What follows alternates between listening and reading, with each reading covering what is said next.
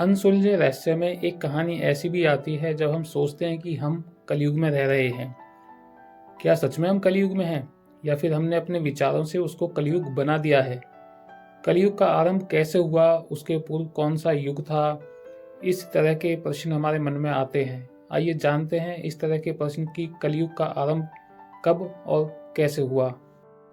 कलयुग के आरंभ होने से पहले सृष्टि पर सतयुग, त्रेता युग और द्वापर युग का आरंभ हुआ। सतयुग में राजा हरिश्चंद्र जी की कहानी यहाँ पर आती है, जहाँ पर केवल सत्य ही धर्म है। एक बार उन्होंने और उनके गुरु ने एक जैसा सपना देखा कि उन्होंने अपना राज्य गुरु को दान में दे दिया है। सुबह उन्होंने राज्य दान में दे दिया।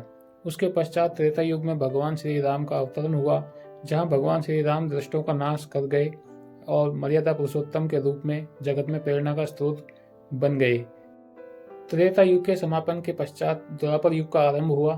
द्वापर युग में भगवान श्री कृष्ण नारायण के अवतार के रूप में प्रकट हुए। धर्म का पालन करने के लिए भगवान श्री कृष्ण ने अपनी बहन सुभद्रा का विवाह अर्जुन से किया और अर्जुन और सुभद्रा के घर अभिमन्यु का जन्म हुआ। अभिमन्यु का विवाह उत्तरा से हुआ। उत्तरा के गर्भ से राजा परीक्षित का जन्म हुआ।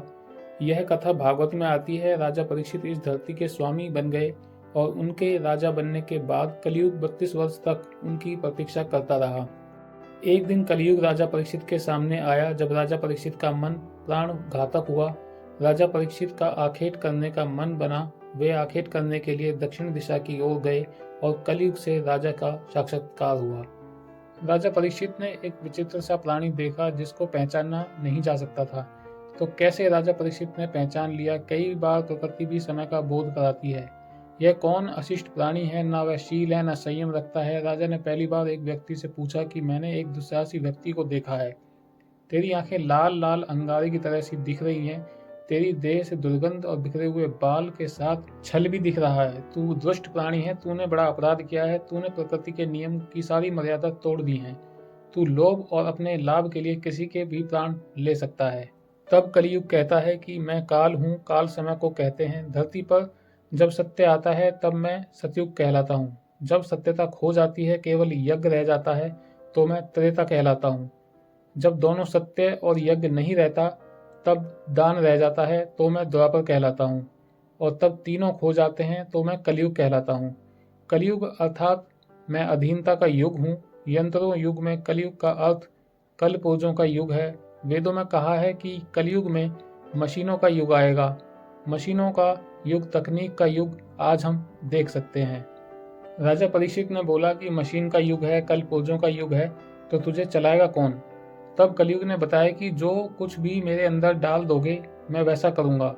मैं पुण्य भी कर सकता हूँ और पाप भी कर सकता हूँ। मुझ में अगर अच्छी चीज़ें डालोगे तो मैं वरदान बन जाऊँगा, नहीं तो मैं अभिशाप बन जाऊँगा। मेरे युग पर अंतहीन साधन होंगे। अपरिमित साधनों में वहाँ पर असंतोष होगा। मशीनों के आ जाने से स्वतंत्र चिंतन खो जाएगा। राजा ने बोला कि मेरे समय में ऐसा नहीं रह सकता। राजा परीक्षित के पास इतनी शक्ति थी कि वह युग बदल सकते थे। वेदों में भी इस तरह से लिखा हुआ है। तब कलयुग ने राजा परीक्षित से प्रार्थना की कि राजा मेरे प्राण मत लो, मुझे सीमांकन कर सकते हो, मेरी मर्यादाओं का निश्चित और निर्धारित कर सकते हो कि मेरा स्थान कहाँ रहेगा। राजा परीक्षित से कलयुग ने बोला कि आप जो बताएंगे उन स्थानों पर ही मैं रहूंगा। तो राजा परीक्षित ने कलयुग के लिए स्थान निर्धारित कर दिया। ऐसा कहते हैं कि 4 स्थान उन्होंने दिए। कथा में बताया जाता है कि कलयुग का वास 5 जगहों पर होता है। पहला जहाँ मद्यपान होता है, दूसरा जहाँ परस्त्री गमन या वेश्यावृत्ति होती है, तीसरा जहाँ जुआ खेला जाता है, चौथा हिंसा जहाँ होती है, और 5वां जहाँ पर पाप द्वारा स्वर्ण अर्जित किया जाता है। यह स्टोरी आपको कैसी लगी? अच्छी लगी हो तो प्लीज़ लाइक और सब्सक्राइब जरूर करिएगा और ज़्यादा से ज़्यादा शेयर करिएगा।